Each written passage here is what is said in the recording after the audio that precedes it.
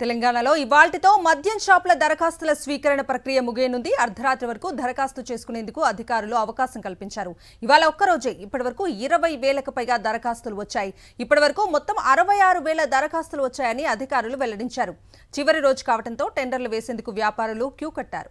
ఇదే అంశానికి సంబంధించి పూర్తి డీటెయిల్స్ అందించడానికి తెలంగాణ సచివాలయం నుంచి మా ప్రతినిధి శేఖర్ లైవ్ లో జాయిన్ అవుతున్నారు. శేఖర్, తెలంగాణ రాష్ట్ర వ్యాప్తంగా కొత్త మద్యం దుకాణాలకు సంబంధించినటువంటి దరఖాస్తుల స్వీకరణ ఈ రోజుతో మిగిలినుంది. ఇప్పటి వరకు రాష్ట్ర వ్యాప్తంగా 66,000 దరఖాస్తులు వచ్చినట్లు ఎక్సైజ్ అధికారులు వెల్లడించారు. ఇక అర్ధరాత్రి వరకు ఈరోజు దరఖాస్తుల స్వీకరణ కొనసాగేటువంటి అవకాశాలు అయితే కనిపిస్తూ ఉన్నాయి.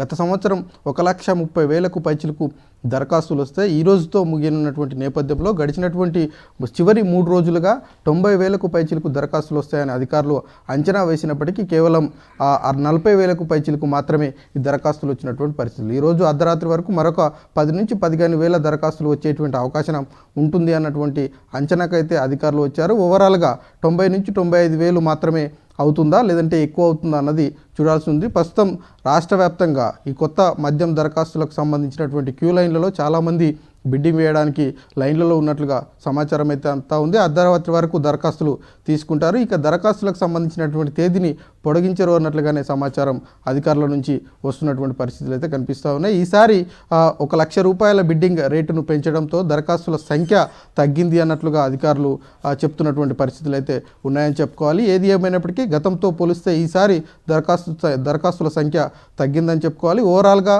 కార్యక్రమం అంతా ముగిసిన తర్వాత ఎంత మేరకు దరఖాస్తులు వచ్చాయి, ఎక్కడెక్కడ బిడ్డింగ్ సంఖ్య పెరిగింది, దరఖాస్తుల సంఖ్య తగ్గింది అన్నటువంటి వివరాలు ఎక్సైజ్ శాఖ వెల్లడించనుంది. కవిత.